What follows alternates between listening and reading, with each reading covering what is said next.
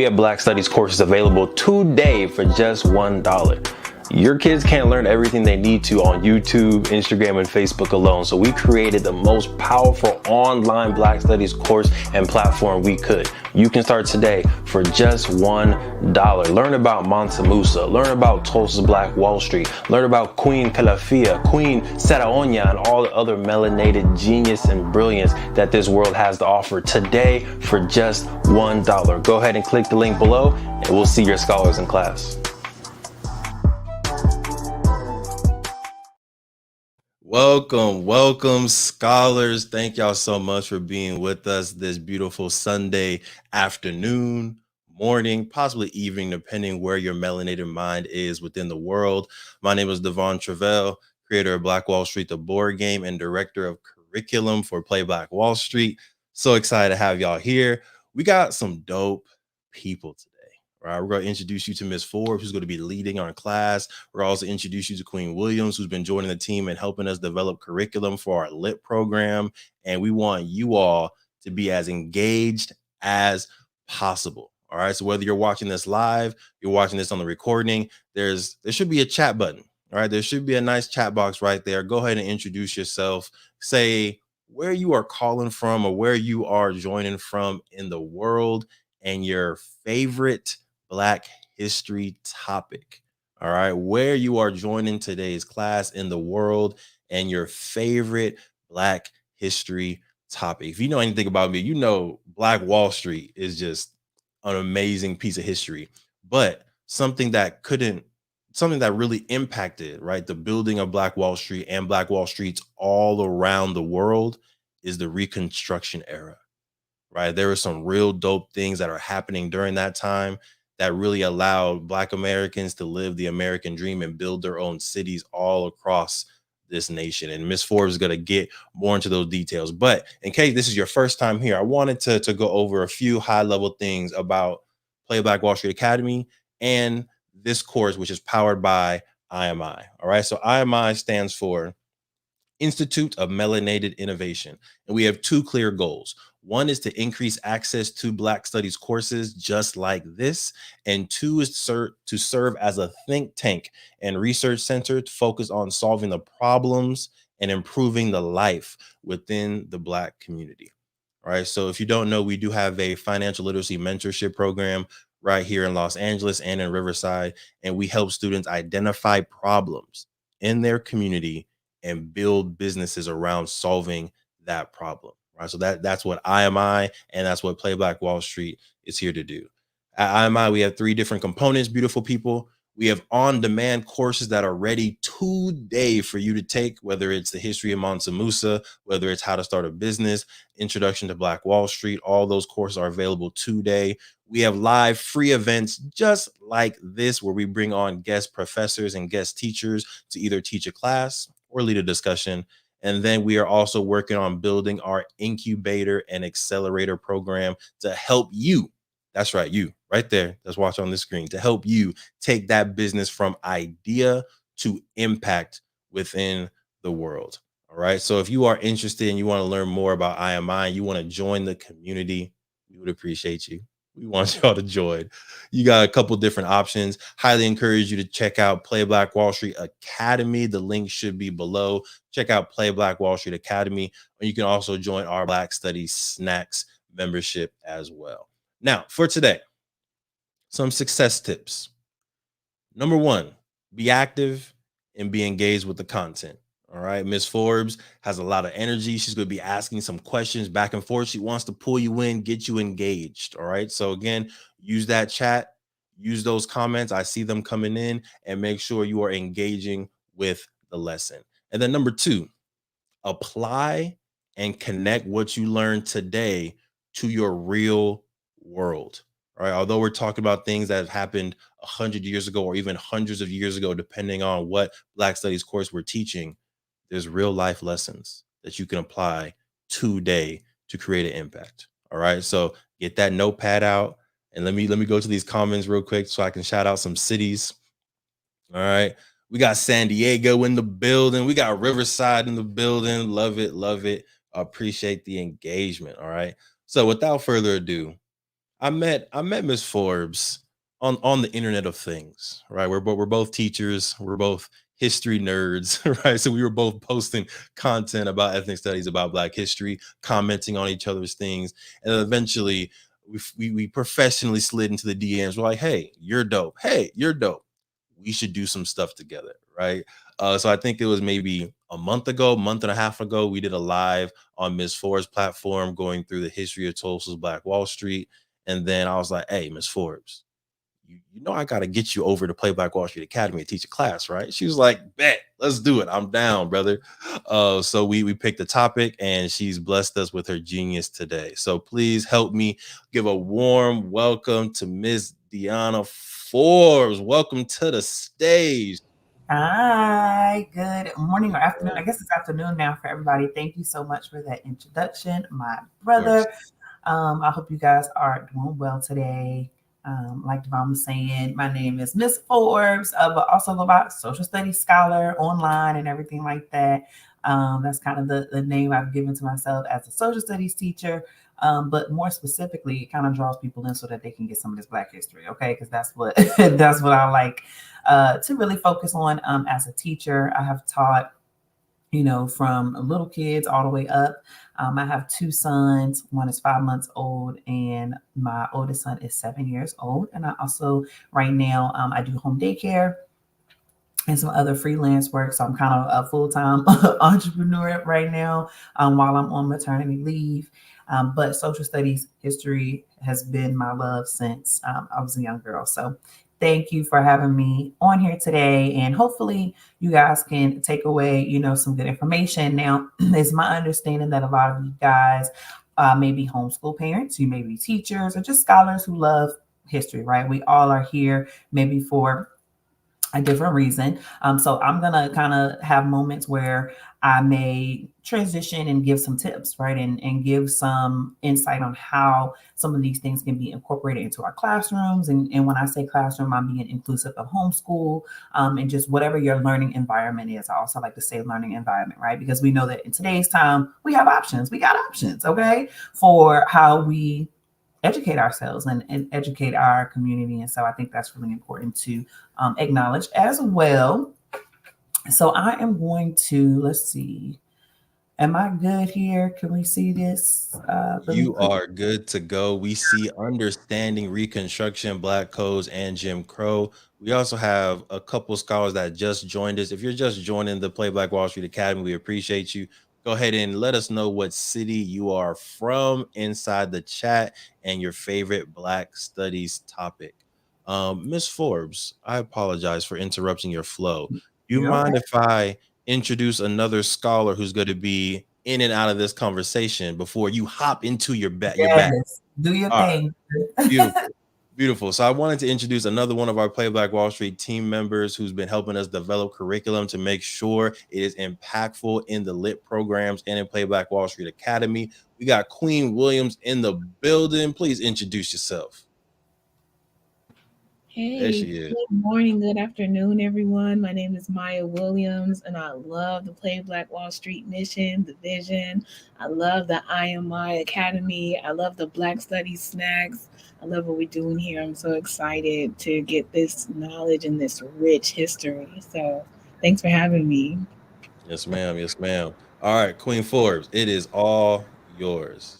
All right. Thank you, thank you, thank you. So, again, if you're joining, I'm Miss Forbes. Please feel free to ask me questions. Right now, I can't see the comments, but when I flip back, I'll be able to kind of, jump to those. And then I know if Devon or Miss Williams have any questions, they'll kind of pop off mute. But we're going to learn a little bit about Reconstruction today, Black codes and Jim Crow. Now, I will give you guys a disclaimer. I know some of the parents on here maybe can relate. And even if you're homeschooled, maybe you've learned in a different setting in the past, one of the things about Reconstruction that I really like to make sure that I'm honing in on is the fact that in our grade school experience, right? And I don't know if some of you guys may relate to this. I'm a millennial, but when we learned about Reconstruction, we always learned about it as a failure.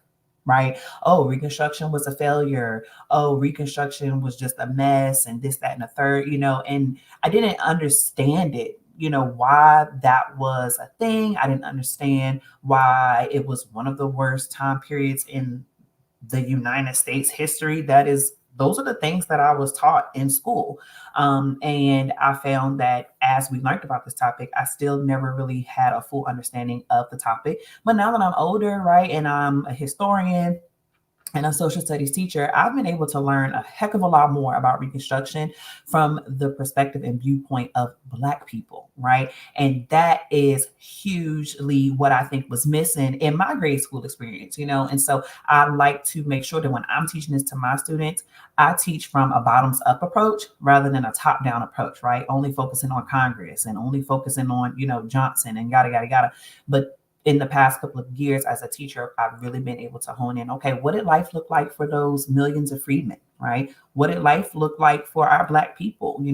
Later, we'll hear about some towns that were created, some different accomplishments that Black people were able to make during this time. And I think it's really important that we focus in on this side of Reconstruction, as I feel that it adds that humanity, right, to this whole situation. So just before we get into it, I'm really curious to know some of you guys' experience when it comes to Reconstruction, right? Maybe what do you already know about Reconstruction, or what did you learn about Reconstruction in your grade school experience, right? I understand we all have different backgrounds and come from different places. I shared mine, but I would love to hear some of the audience's viewpoint. And then maybe what is your understanding of Jim Crow laws? Because we'll touch on those a little bit, and how they impact the Black community. So if we can open it up right now, discussion from the jump. I'm like a let's get it from the beginning type of person. That would be great. All right, So you can put in the chat or however you want to orchestrate that. yes, ma'am. Yes, ma'am. So I'm looking at the chat to see if anything comes in. But I want to see if Queen Williams had any thoughts on these discussion questions. I'll bring them up to the stage again, just in case you didn't get them. So we got, what do you already know about Reconstruction? What did you learn about Reconstruction in your grade school experience? And what is your understanding of Jim Crow laws and how they impacted the Black community?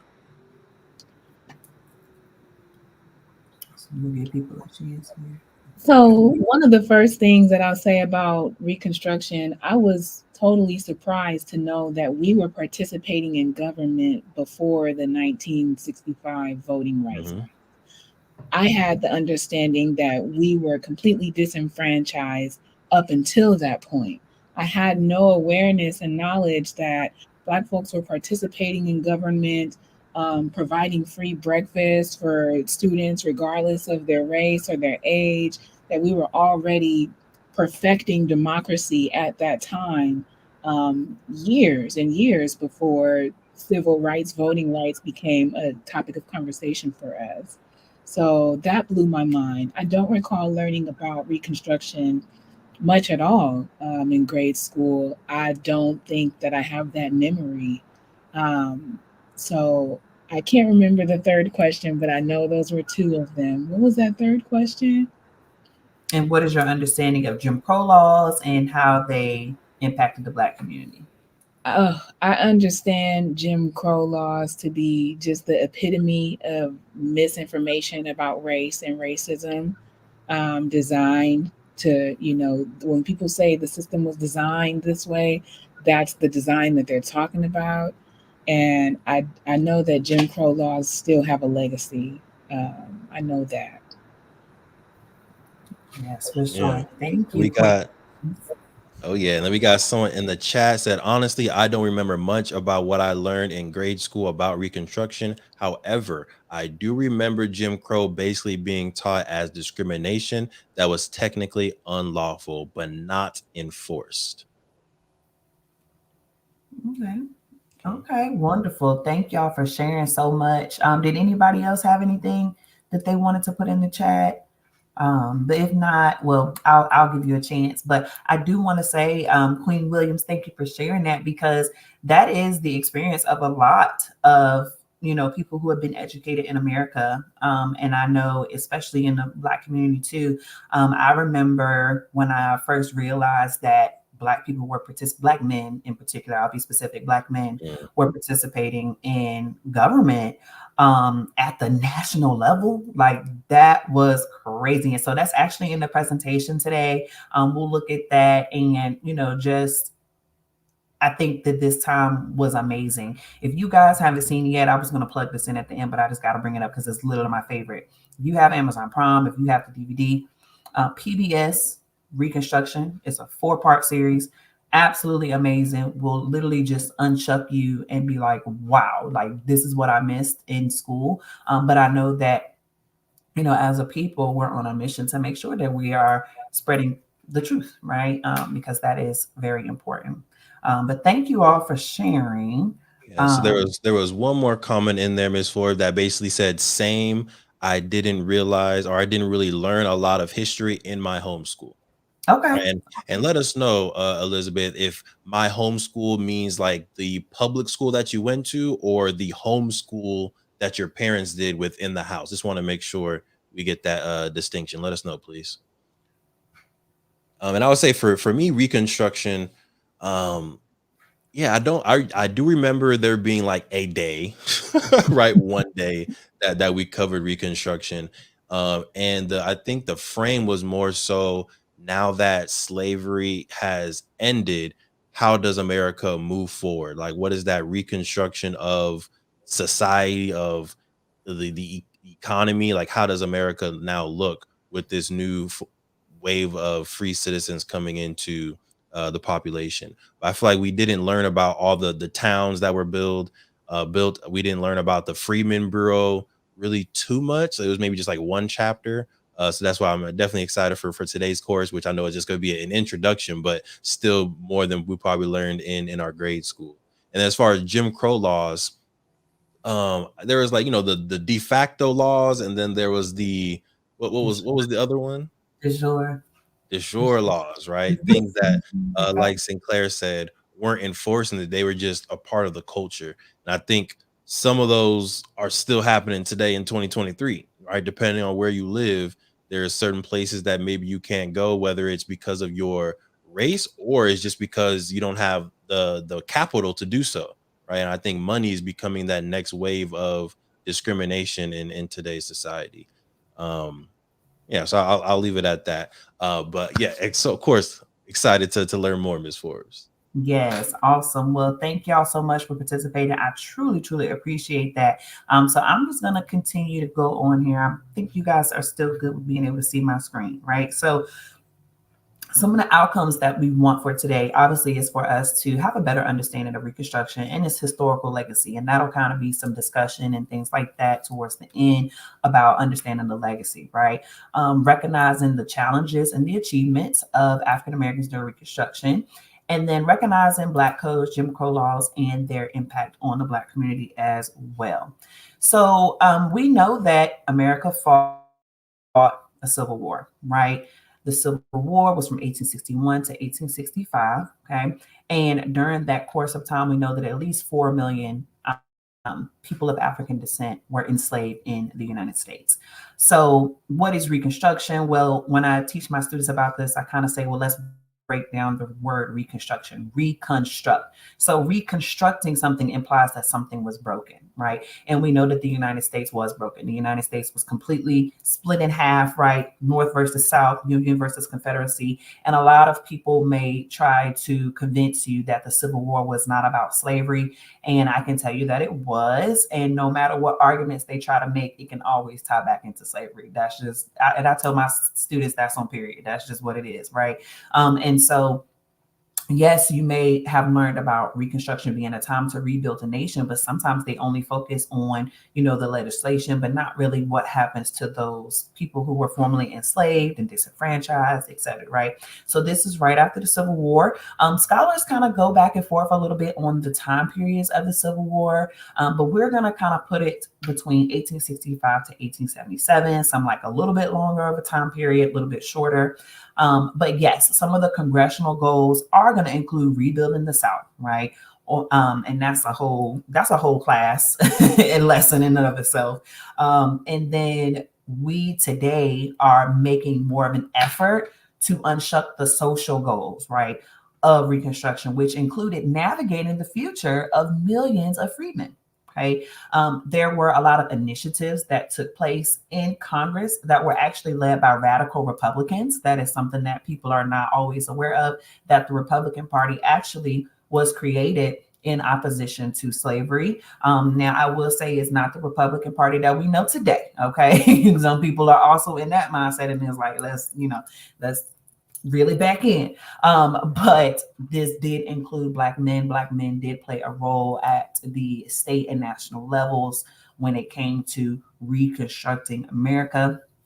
And also, we're going to also look at this a little bit more, but Reconstruction was also a time period where African Americans were able to like establish themselves, right? Trying to figure this thing out. Not all Black people were enslaved, but there was a lot of people who were enslaved. So some people had already been living free, and then a lot were enslaved, but now they're free and they have to establish a way of life.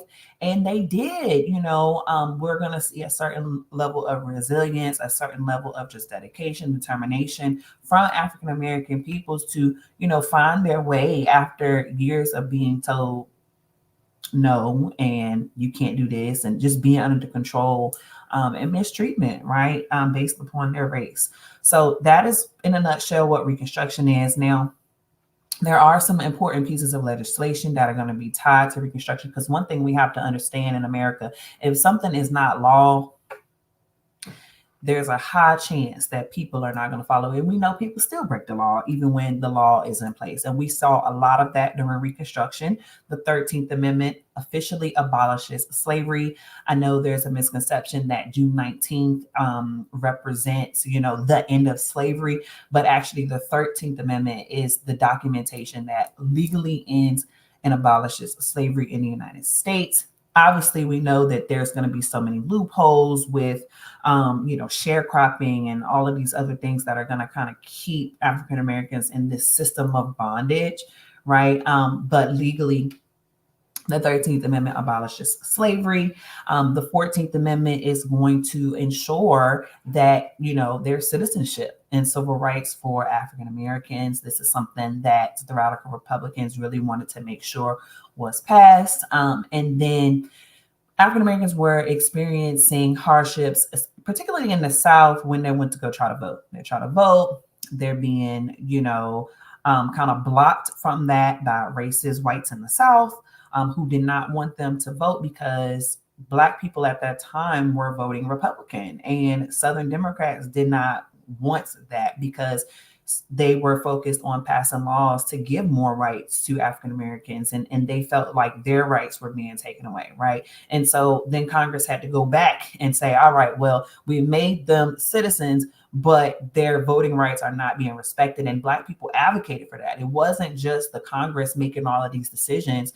Black people were advocating for themselves and saying, hey, our rights are not being respected. We need you to make this law. So the 15th Amendment ensured that Black men actually had the right to vote. So it was more focused on, that, and that's going to be in 1870. Now, I put the Reconstruction Act of 1867 kind of towards the bottom just because there's a few bullet points, but this is actually going to come after the 13th Amendment. This act was put in place basically to, I like to say it like this, to force the South to get their life together. Because the South, you guys, after the Civil War, there's going to be a lot of former Confederates who are going to be pardoned or able to rejoin the Union. And those same people were able to participate in Congress. So just let that sink in. Overnight, you didn't become not racist. Overnight, you didn't become all of a sudden, just change your heart. So the same people who, probably fought for the Confederacy or really pushed for, slavery or whatever the case may be, a lot of them are being reintegrated into the Union as statesmen, as congressmen. Big problem, right? So they're doing things to basically disobey the federal government, not enforce the 13th and 14th and 15th Amendment. Well, at this time, the 13th and 14th Amendments. So what does Congress say? Well, radical Republicans say, no, we need to put out this act that says that all states must adopt the 14th Amendment. You need to respect the rights of African Americans. You need to have new state delegates and rewrite your constitutions to make sure that Black people are included. Now, did all states do that? No, because I'm pretty sure we can go back today and still look and see that some states' constitutions still have very old and outdated racist laws in there. And they also, in this Reconstruction Act of 1867, call for enfranchisement for all citizens except ex-Confederates. And that was the part that was kind of seen as radical. So radical Republicans were called radical because a lot of them were like, they wanted harsh punishment for the South. They were like, absolutely not. They should not be allowed to vote anymore. They should not be allowed to do this, that, and the third. And, some others in Congress are going to think that that's a little too extreme, but radical Republicans didn't care. So you had some moderate Republicans, you had some radical Republicans, and they didn't play. Okay. So I'm going to pause right here because I know I be getting into it and talking real fast, but I want to pause for a second and see, are there any questions, any comments, anything that Queen Williams or Brother Devon would like to add? I'll kind of slow down here.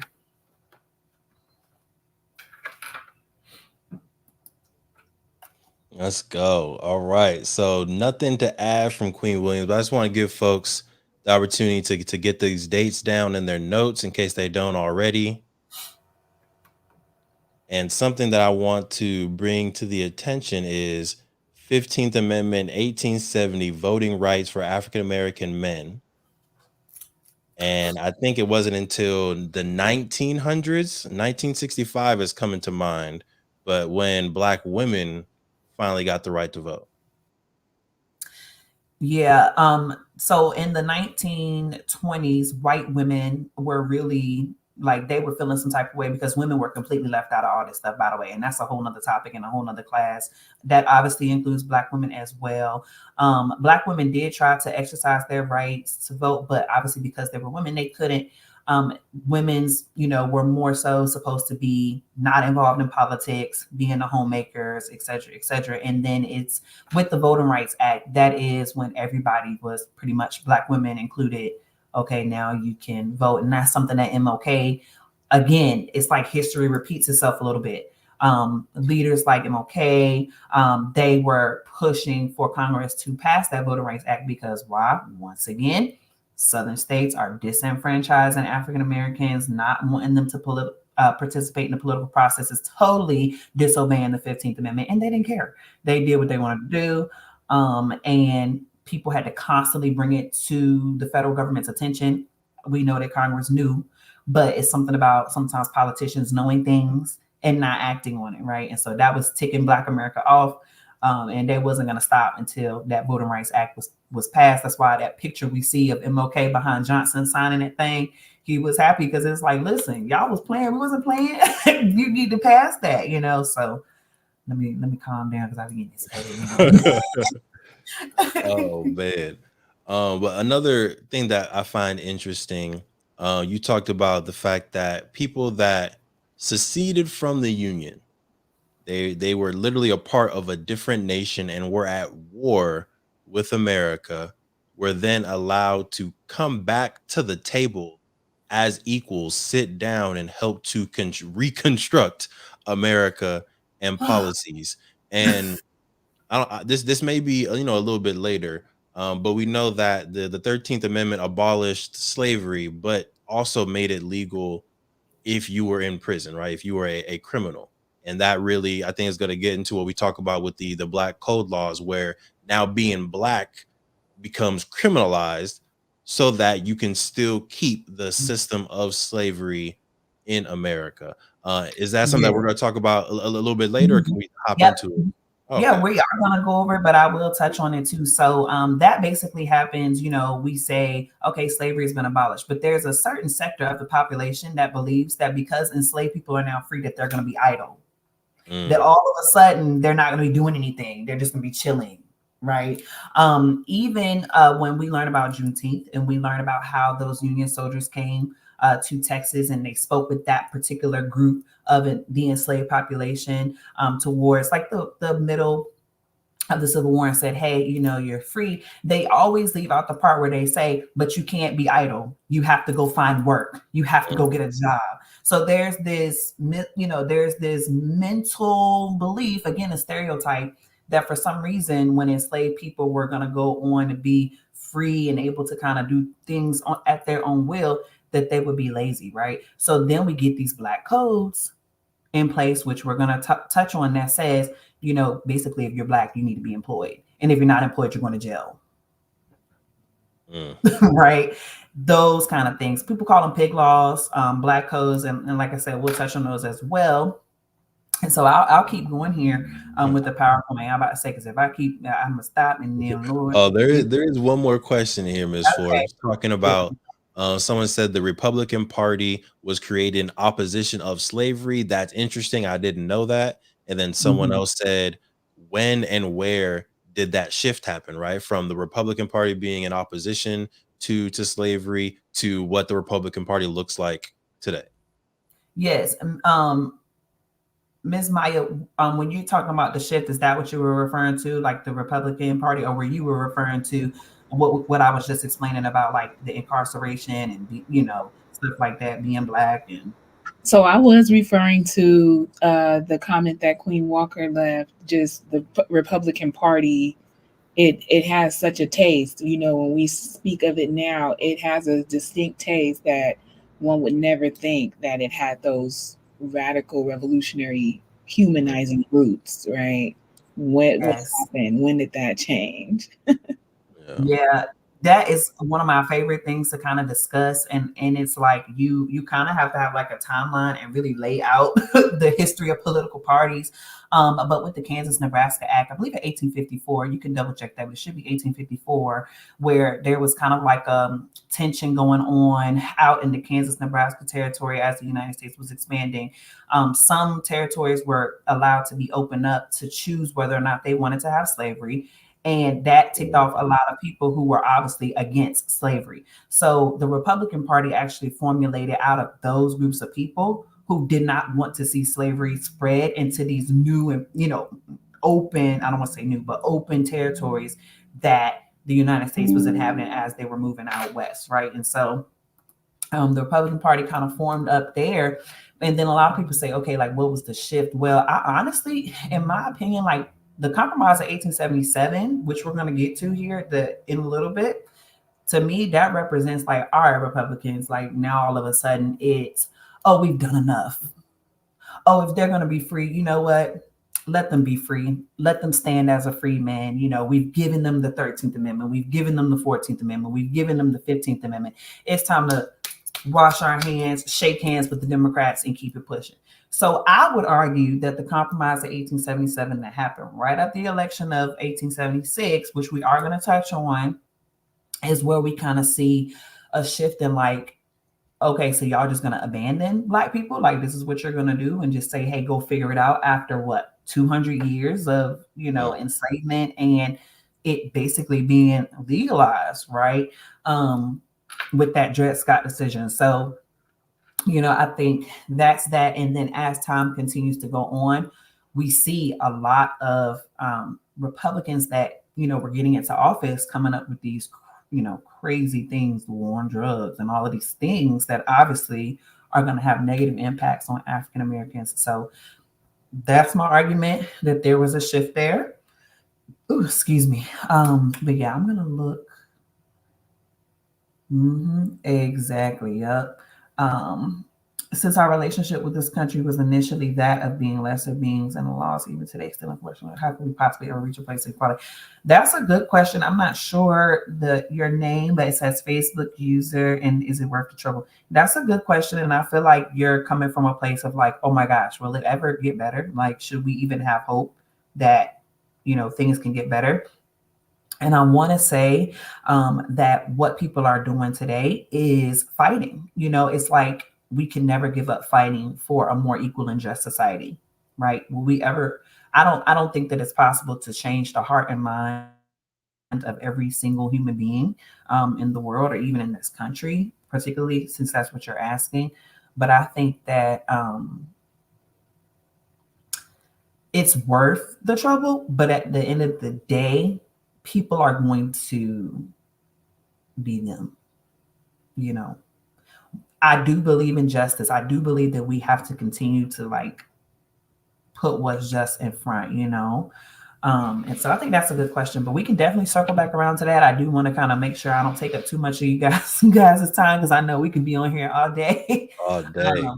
But we can definitely loop around back to that. So when Reconstruction is happening, you guys, and you've got all of these people who are being freed, there's going to be some leaders and union leaders that come down to the South and kind of speak with different people and ask Black people, what do Black people want, right? What do Black people desire?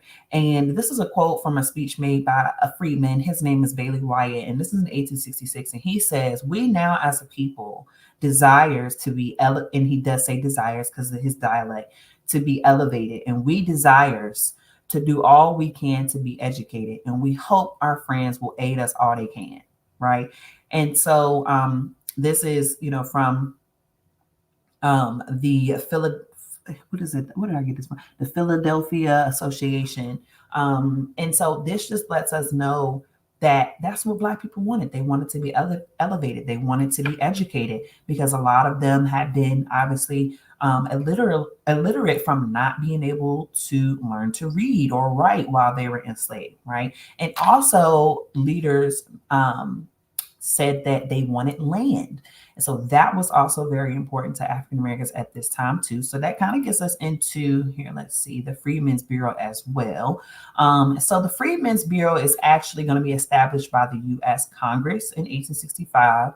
And it actually, according to the House of Senate, was an act to establish a bureau for the relief of freedmen and refugees. So their goal was to provide shelter, to provide food, clothing, medical services, and land to displaced Southerners, including newly freed African Americans. So basically, a program that radical Republicans had pushed for to be in Congress, even though when they first passed it, it was supposed to only be live for like a year. Then they had to fight tooth and nail against Johnson to extend the Freedmen's Bureau for an additional 2 years so that they could help more freedmen, because you're going to go from 200 years of enslavement to, okay, you got 1 year to help these people. Is given no.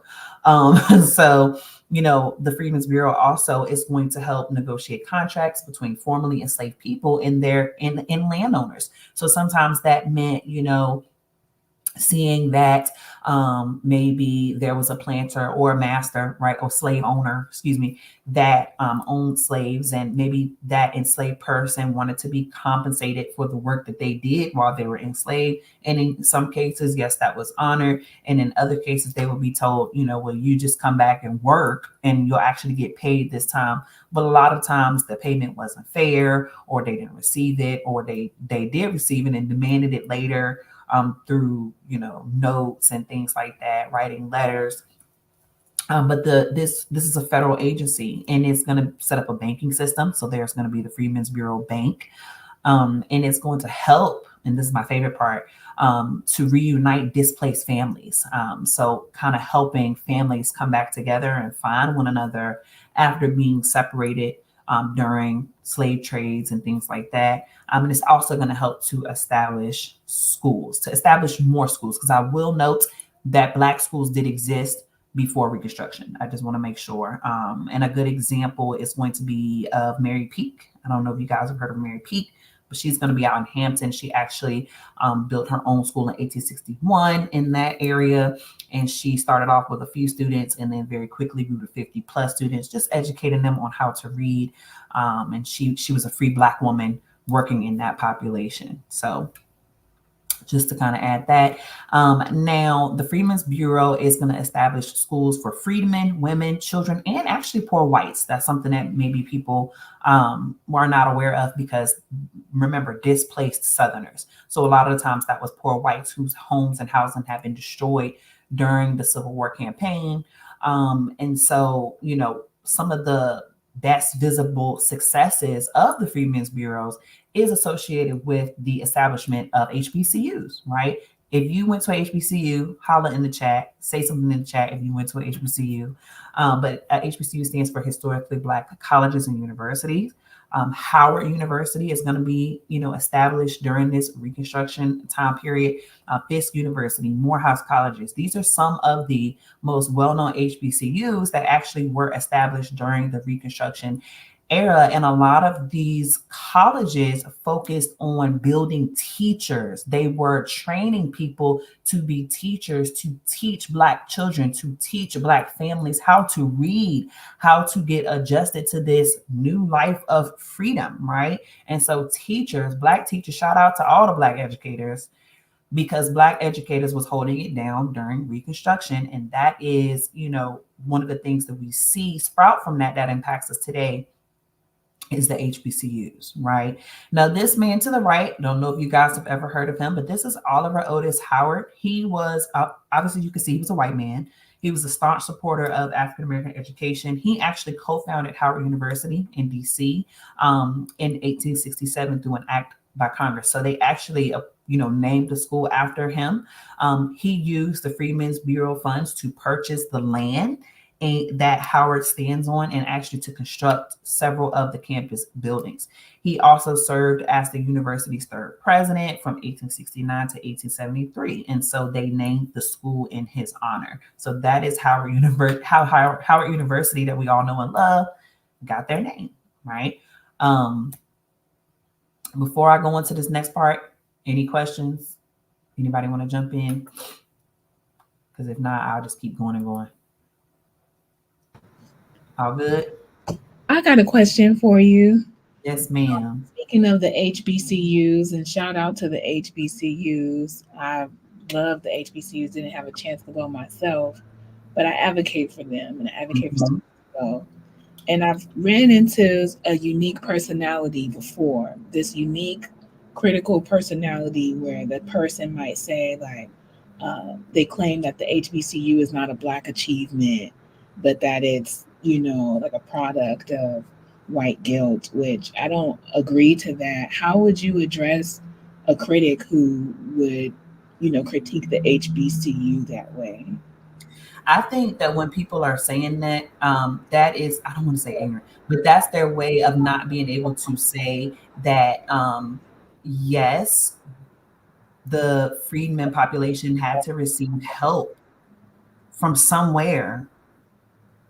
Where was it going to come from? If not from the government, maybe other free Blacks, but like they're probably referring to the fact that yes, funds had to be used, you know what I'm saying, and stuff like that. But I would think that they're missing the humanity of Black people who at this time were the teachers, were the educators. They also were participating in helping the Freedmen's Bureau to run. So I don't like that idea that HBCUs are a product of white guilt, because I would even say that the white people that were helping, a lot of them, were helping because they wanted to help. I wouldn't say it's because they felt guilty.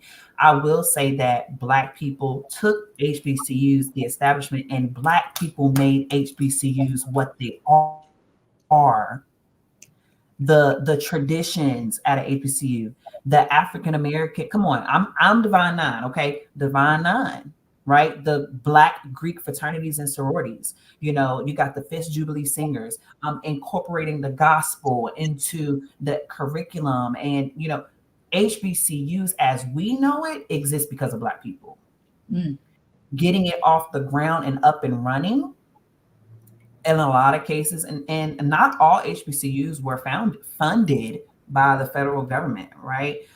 Some schools, Black schools, had already been existing before this part. We just don't hear about them a lot, right? But the ones that are developed during Reconstruction, they're probably commenting how that was, it's established. Right? I don't pay none of that no attention, because I know, like I said before, that Black people made HBCUs how we know it. Black people did that. So hopefully that, it's like I see what they're trying to say, but they ain't got to come from it from that angle. Like, like, why are you mad? Can we have something that we developed? So That was a great question. Feel free if y'all have other questions, go ahead and drop them inside the chat and we can read them out loud. I have a question that's forming in my head. It's not quite linear yet, Miss Forbes. Hopefully you can help me make sense of it. But the Freedmen Bureau is really reminding me of two efforts. It's reminding me of one, just government aid efforts, right? When we talk about housing, when we talk about food, when we talk about public schools. It's kind of reminding me of that. So I'm wondering if the Freedmen's Bureau was the precursor to some of those services. And then it's also really reminding me of the Black Panther Party and how the Black Panther Party was trying to basically provide our own schools, provide free lunch, provide housing, provide jobs. They had their list of their demands, and it's really reminding me of their legacy as well. I'm wondering if there's any connection at all to either one of those entities. Yeah, I think about what you were saying, you already kind of made the connection, right? And I guess we can pull out the point that yes, sometimes we do petition the federal government to create these types of programs to help its citizens because you know, the federal government at this time, you know, we're looking at late 1860s, they were starting to establish. Now, they won't collect the national income taxes just yet, but the government Mm, did own a lot of this land and stuff. So the government had money. So I think that there is connection between, you know, something like the Freedmen's Bureau and the Black Panther Party and you know other initiatives that have been well, we know Black Panther Party that was there on the federal government. They won't no mhm. that you know. But I think that yeah, I feel like you made kind of a connection in your mind that, and I Yeah, think the point is like we need to rally. You know, there needs to be some type of right. community effort and support to be able to make a lot of these things happen. You know, and so when people miss that, that's when the comments like Queen Williams was saying about you know HBCUs being the guild from white people and all that. That it's like they're missing the point. Like you have to come together in some sense to get things done. And I think that that is an example that the Freedmen's Bureau said and the Black Panther Party said. And we know there was New Deal programs, even though a lot of times Black people were left out of those New Deal programs, right? Mhm. Yeah.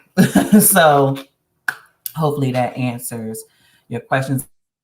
And I love that Queen Williams said the federal government must be held accountable. It's not a handout, it's restoration and reparation. And that is 100%. I agree. So good stuff. Good stuff. Anybody else, or are we free to continue? We are free to continue loving the chat. Thank y'all for your energy. Let's keep it up. Of course, Queen Four is loving the information. Keep pouring into the cup. All right, sounds good. And so, so Reconstruction, right? We just finished looking at the Freedmen's Bureau. We obviously know that there's some rebuilding, some reconstructing going on. Particularly, we're kind of focusing in on the Black community, and there are also going to be some challenges. So, excuse me. So freedom, right, offered African Americans the opportunity to work for themselves, and that's exactly what many of them did. Remember, um, you know, Black people at this time are not unintelligent and unskilled. These are skilled workers. A lot of people at this point are kind of a couple of generations down from being from that first generation of the 20 and odd Africans that came in 1619 all the way to here. So we're talking about a couple of generations pushed down, but they were still skilled. They still knew how to farm, how to plant, how to, a lot of them secretly knew how to read, you know, and things like that because that's just who they were, right? But the South, okay, the South is the culprit for a lot of these things. You had a lot of Southern states that was not happy with the advancements of African Americans. They were not receptive of the 13th, 14th, and 15th Amendments or the Reconstruction Acts of 1867. And right after the Civil War, a lot of Southern states passed what we call Black codes. And this is mainly codes that take place like legally, I guess officially documentation from 1865 to 1866. These are discriminatory laws that are going to be passed by Southern states. And they're basically trying to undo the advancements that at this point African Americans were making with freedom, right? Being free through the 13th Amendment. It's going to require newly free people to sign labor contracts with white planters on terms that basically you couldn't even tell the difference between that and slavery, right? And again, this is 1865 to 1866. And then there's actually more than one Civil Rights Act. I know we all learned about the Civil Rights Act of 1964, I believe. But there's also Civil Rights Act of 1866, right? Where they are trying to basically address these Black codes and say, hey, Southern states, y'all wilding. No, stop with the shenanigans. Like, you can't do that. You have to obey the federal government. And so that is the time period where we kind of see Black codes. We're actually going to look at some examples, right? Some examples of Black codes. So I've included three. The first one here from Mississippi, right? And you guys can kind of look at these too. I'll probably just focus in on I'll just choose one of these for the sake of time, but you can also check some of these out. This is an example of a Black code. It shall not be lawful for any freeman, free Negro, or mulatto to intermarry with any white person, nor for any white person to intermarry with any freedman, free Negro, or mulatto, and any person who shall so intermarry shall be deemed guilty. And then, there's more. This is a Black code from Mississippi, right? And so this code is trying to dictate who a free Black person can and cannot marry. Very similar to being enslaved, right? A lot of these things they're talking about, not being able to rent a house within the city limits, and what would happen if they did, or what would happen to a person who allowed a Black person to rent from them. Telling them that they can't possess firearms or swords or anything like that without the permission of a judge. These are Black codes or laws that states like Mississippi, Louisiana, Florida, obviously Virginia has Black codes, North Carolina, South Carolina, all of most of the southern states, right, are going to have codes and laws like this, where they try to say, okay, well, we know that the federal government said you was free and everything, but we're not really jacking it. So here are our laws. That's how I like to interpret it for my scholars when I'm teaching them, because that's the language that they understand, and I'm sure we understand it as well. But they kind of basically wanted to do their own thing, right? Now, despite the fact that things like Black codes existed, and then that Civil Rights kind of Act of 1866 kind of broke that up, obviously in practice, there's still going to be discrimination and things like that. But I do want to point out, when you're teaching Reconstruction, to not only talk about Jim Crow and Black codes, we'll get to Jim Crow here in a second, but also talk about the Black achievement, right? As Queen Williams pointed out earlier, that a lot of us may not have been aware in our youth that you had Black men actually participating in democracy. So that, I just want to draw your attention to this picture here in the right. This is a nice, really famous picture of what you can see here in the title. It says the first colored senator and representatives. The first Black senator in the United States is Hiram Rhodes Revels. He's right here on the left side. I always make this joke, and it sounds really crazy to my students, but I'm like, I'm telling y'all, if I was living at that time, Hiram Revels would have been my man, okay? Because he was the man, okay? He was the man. He knew how to cut hair, y'all. He lived in Fayetteville. He was a minister. He was a chaplain during the Civil War to Black soldiers. He was awesome. A lot of these men are from different states. You've got South Carolina, North Carolina, and they each had different qualities about them that made them awesome. So they were in the House of the Representatives. And so it was really cool. Also, another thing about Hiram Revels, he was actually the senator of Mississippi. And the irony behind that is it's also the state that, the former president of the Confederacy was the senator. So it is kind of like a wow. Like the 15th Amendment really opened up the door for participatory democracy for Black men. And lo and behold, they took full, advantage of it, and they participated in, that political process and got their voices heard. We see Mr. Robert Brown Elliott down here giving a speech. He's from South Carolina, and he's giving a speech in Congress going in about civil rights and what Black people need and want, and the types of laws that should be being passed. And this is in the 1800s, you guys. This is not in 1965. This is during Reconstruction. So Black people were very involved in the political processes. And we already understand that HBCUs existed. There's an increase in Black home ownership.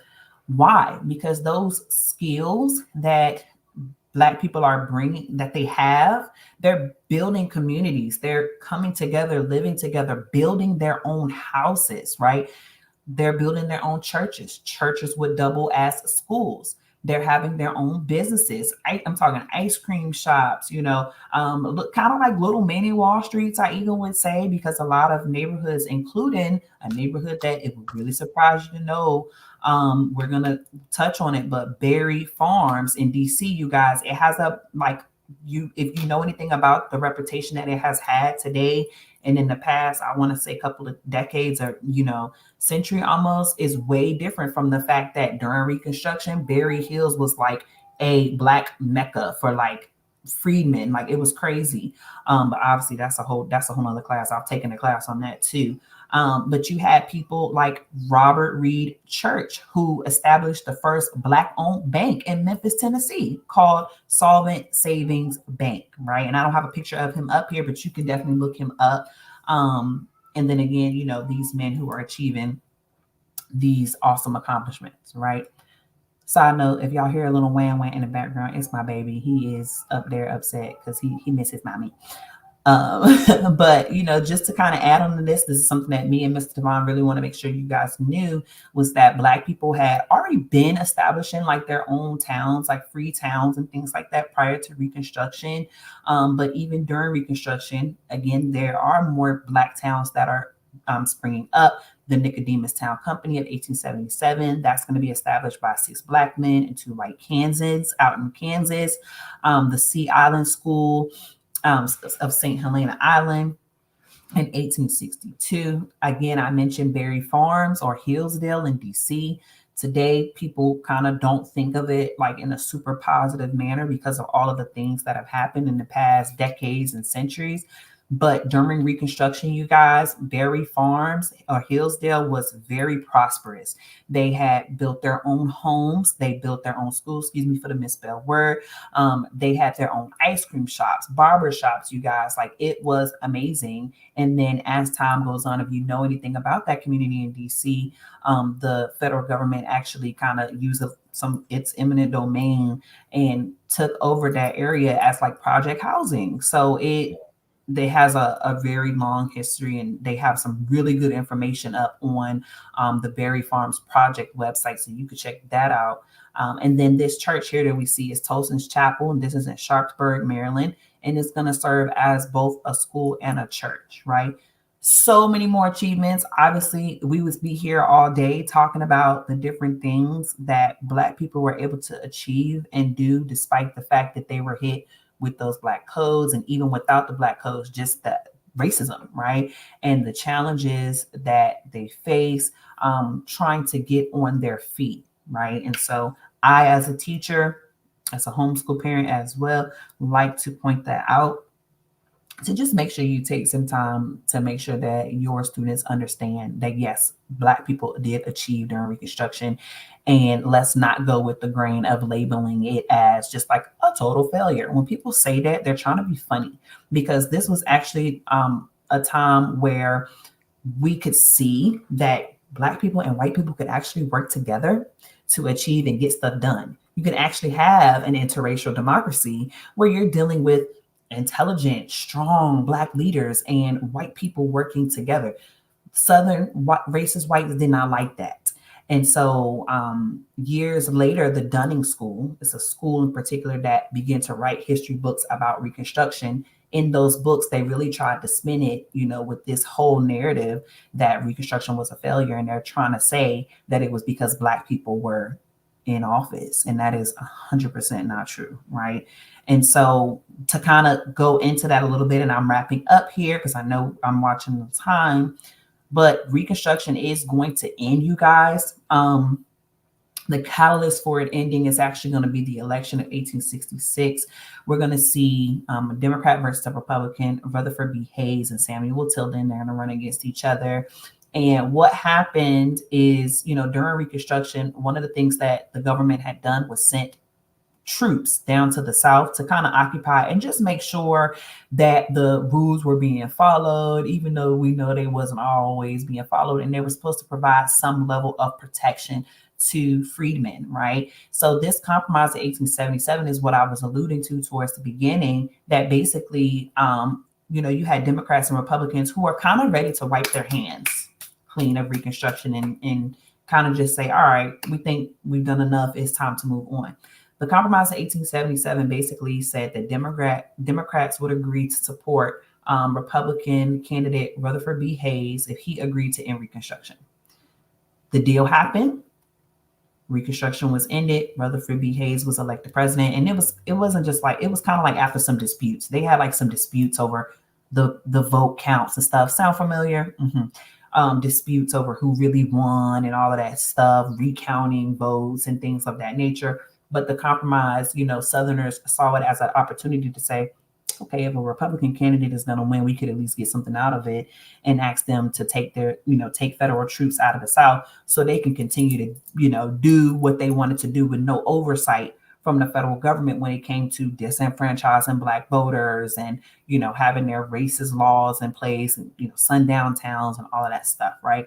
So the negative consequence of Reconstruction is kind of like it was like overthrown, it was like abandoned. People say it failed, but it was really killed, wasn't given a chance to continue to flourish. They did not want to see an interracial democracy. And the negative impact is obviously from really to the 1900s, the 1960s, we don't really get to see Black political participation almost at all until much later because of the way things happen with Reconstruction.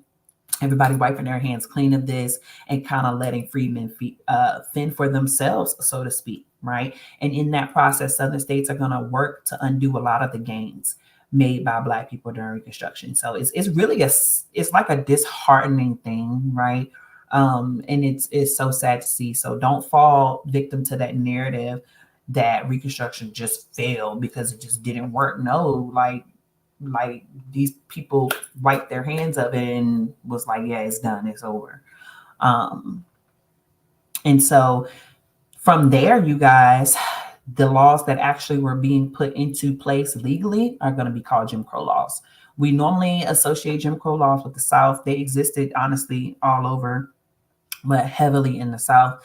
And Jim Crow laws are laws that separated people based on race, right? I'm sure we're familiar with that. The name originates from Jim Crow, a blackface minstrel character. You would have a white man that would cover his face in blackface, and they would do minstrel performances, basically mocking Black people. So that name kind of does come from that.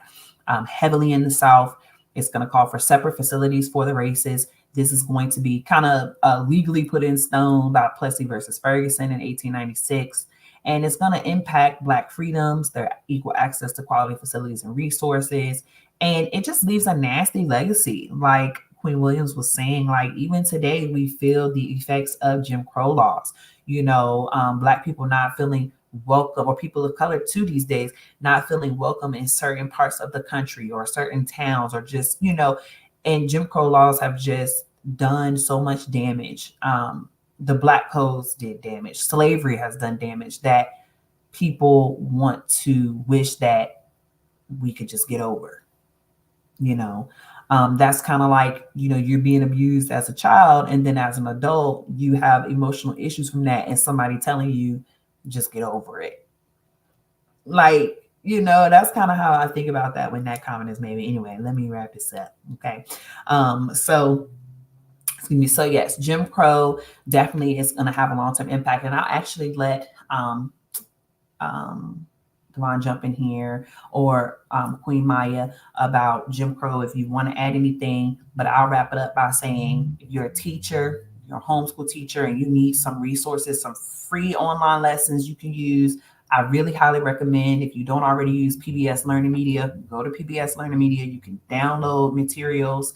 The Zen Education Project has awesome information on Reconstruction, facing history and ourselves. And a lot of my information today, obviously, that I spoke comes from knowledge and years of research, but also sources like LOC.gov, that's the Library of Congress, the National Museum of African American History and Culture, that's right up the street from me, and then National Park Service. So those are some sources that I really like. So you guys can always go back and fact check, or send me an email, or you can message me on Social Studies Scholar on Instagram. You can follow me there. And then if you have time, you guys, if you want to get your cameras out and scan this QR code, you can actually get my free guide to radically teaching Reconstruction. So it basically just lays out your approach and of what you can take to do to teach Reconstruction in a more radical way, and not that traditional played out standard way that we may have learned back in the day. Flip it on its head, talk more about the Black community, talk more about Black achievement. obviously understand what was going on in Congress, but looking at the grassroots level, because Black people were doing a lot of grassroots work and organizing at the ground level. So hopefully you guys enjoyed that, and I will let my friends kind of take it away. Come on, let's give what even if we can't hear you, give a round of applause, please, to Queen Forbes, Miss Forbes, for hopping Thank on you. today, giving us a great introductory. And what I definitely appreciate is, I know you said this, but I think the Black achievement aspect of Reconstruction or just Black history, period, is definitely left out of the talks within my public education, right? We just learned about the enslavement, we just learned about what the government did for Black people, but we don't get to learn about the many different Black towns that were created, the entrepreneurs that were serving the community, the teachers that were giving food, meals, and education in the backyard or in the church, and how we were really able to build our own communities as well. So I really appreciate you highlighting that. I got my freebie, y'all. I scanned it. I download my freebie. All right, I'll put the QR code up there again. Make sure y'all scan it with your phone. Join the community and download that freebie. All right. And for the folks that are inside of our Play Black Wall Street Academy class, we will make sure that this recording is available for you, and that freebie will also be downloaded and available. All right. Queen Williams, any thoughts, any questions you want to share with Miss Forbes? I don't want to get us riled up again, but did you say that Berry Farm was torn down and replaced with a housing project? Is that what I heard you say? Basically, yeah, they did. They were trying to fight it, but a lot of those homes that they tore down was historically built, like during the Reconstruction time period, by like freedmen. Yeah, it was a mess. Yeah, Right. they fought really hard. They've made some parts of the area like memorialized, like protected by the government. That hey, this building has to stand as like a historical monument. Hmm. It's just sad how they did that community. Yeah, it's they actually have a film. I've seen the film. I took a class where they showed the film. I think it streams free. Don't quote me, but I think it streams for free on their website. If you just type in like Berry Farms Hillsdale Project or something like that, they Mm. do have a documentary where they go into full detail about it. But yes, I was so shocked to learn that that area was absolutely flourishing with Black people building the community, having they had an ice cream shop, they had schools, they had the churches, they had everything, and Black people built that stuff from the ground up. So yeah. Come on. Just like Tulsa, all right, just like Greenwood, just like Rosewood, Bronzeville, Allensworth. We've had communities all across the globe, y'all. But appreciate y'all. Again, I see the comments coming in. Whether you're watching this live, you're watching this on the recording, participate fully in the engagement. We're gonna bring I'm gonna try to get Miss Forbes back on the platform, right? Y'all know she got a lot to teach, right? Man, this was getting me back into my scholar bag. I want to do some more research into the Freedmen's Bureau and Reconstruction myself. But of course, love to have you back, Ms. Ford, to teach another class. Queen Williams would love to have you as well to teach a course. I'm gonna try to wrap in as many powerful, radical educators as I can into the platform to pour into your scholars cup. All we ask in return is for you to like and subscribe, y'all. All right, just go ahead and hit that like button. Subscribe to Play Black Wall Street YouTube, and we'll continue to make sure we bring these amazing educators to you. All right. I'll put the thing up one more time for Queen Forbes. Boom, there it is. Make sure y'all scan, get your freebie, tap in with the social studies scholar, and we will see y'all on the next class. Yes, thank y'all so much. This was great. Thank y'all. Of course, thank you. Peace.